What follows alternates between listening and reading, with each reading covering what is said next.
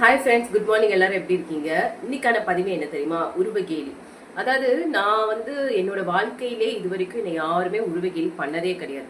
ஆனா ஒரு last month எனக்கே தெரியாத ஒரு பர்சன் அவங்க என்ன உருவகேலி பண்ணும்போது நான் யோசிச்சது என்னன்னா, அதாவது அவங்க ரொம்ப அழகு அப்படின்ற மாதிரி அவங்க ரொம்ப பேசி எனக்கு மெசேஜ் டைப் பண்ணிட்டு இருந்தாங்க. அப்ப நான் என்ன யோசிக்கிறேன்னா, அழகுன்றது ஒரு பெண்ணோட அறிவு தான் அழகு, அவளோட ஒழுக்கம் தான் அழகு, அவளோட கண்ணியம் தான் அழகு, அவளோட என்ன சொல்றது, அவளோட தைரியம் தான் அழகு. அவ ஒருவனுக்கு ஒருத்தியா வாழ்றது தான் அழகு. அவ அவ குடும்பத்துக்காக தன்னையே அர்ப்பணிக்கிறது, தியாகம் பண்றது தான் அழகுன்றது என்னோட கருத்து. இதை ஒரு மேடை பேச்சாளர் ரொம்ப அழகா சொல்லியிருப்பாங்க. பர்வீன் சுல்தானான்ற ஒரு மேடை பேச்சாளர் அவங்க சொன்னதை நான் உங்ககிட்ட ஷேர் பண்றேன். அதாவது சிகப்புன்றது ஒரு நிறம் தான். அது இந்த ஸ்டேட்மெண்ட்டே தப்புன்னு சொல்றாங்க. அது ஒரு நிறம். அது சர்வ் பண்றது அழகு கிடையாது.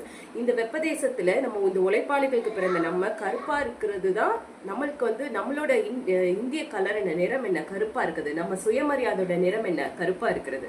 சரிங்களா? அவங்க சொல்றது என்னன்னா, அதாவது உடல் அழகா இருக்கிறது முக்கியம் இல்லை, நம்ம எப்படி ஆரோக்கியமா இருக்கமா அதுதான் நம்மளுக்கு முக்கியம். அவங்க ரொம்ப அழகா சொல்லியிருப்பாங்க. அது எனக்கு ரொம்ப பிடிச்சிருந்துச்சு. உனக்கு கண்ணாடி போடாம கண்ணு நல்லா தெரியுதா, நீ தான் அழகி. 32 பல்லும் இருக்கா, நீ தான் பேரழகி. மற்றவங்க பேசுறது உனக்கு புரியுதா, நீ தான் உலகழகி.